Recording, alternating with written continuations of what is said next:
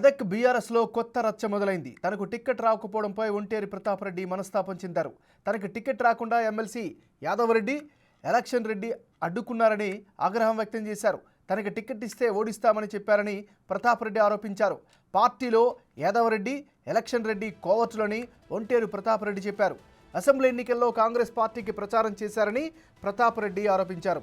Yadav Reddy, election రెడ్డిని party నుంచి suspend చేయాలని డిమాండ్ చేశారు.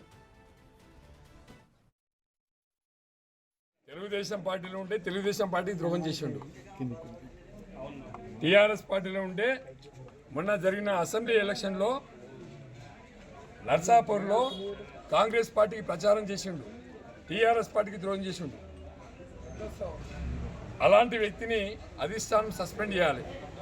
TRS party MLC Yadav Reddy గారు విత్ ఇన్ ద పార్టీలో ఉండి పార్టీకి వ్యతిరేకంగా ప్రచారం చేస్తున్నటువంటి యాదవ్ రెడ్డి గారిని, ఎలక్షన్ రెడ్డి గారిని అధిష్టానం వెంటనే సస్పెండ్ చేయాలి అని చెప్పి నేను డిమాండ్ చేస్తున్నాను. నేను పార్టీ నుంచి ఒక క్యాండిడేట్గా ఉపసంహరించుకున్నానంటే కారణం దానికి టీఆర్ఎస్ పార్టీలో ఉన్నటువంటి ఎలక్షన్ రెడ్డి గారు, టీఆర్ఎస్ పార్టీలో ఉన్నటువంటి ఎమ్మెల్సీ యాదవ్ రెడ్డి గారు విత్ ఇన్ ద పార్టీలో ఉండి ప్రతాప్ రెడ్డికి టికెట్ ఇస్తే పార్టీ మారుతామని ప్రచారం చేశారు. కానీ యాదవ్ రెడ్డి గారికి నేను టికెట్ ఇస్తే 16 రోజులు ఇల్లు వదిలిపెట్టి, ఊరు వదిలిపెట్టి క్యాంపులో పనిచేసి యాదవ్ రెడ్డి గెలుపు కోసం కృషి చేసిన. ఎలక్షన్ రెడ్డి చరిత్ర రావా, దొంగ నోట్ల చరిత్ర ఎలక్షన్ రెడ్డిది.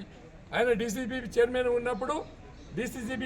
ఉన్నప్పుడు ఆయన ట్రాన్స్ఫార్మర్ల మీద కమిషన్లు తీసుకున్నాడు, ట్రాక్టర్ల మీద కమిషన్లు తీసుకున్నాడు.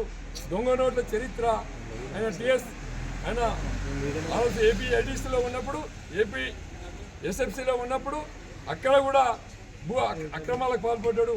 ఆయన చరిత్ర దొంగ చరిత్ర. ఎలక్షన్ రెడ్డి అంటే దొంగ నోట్ల చరిత్ర.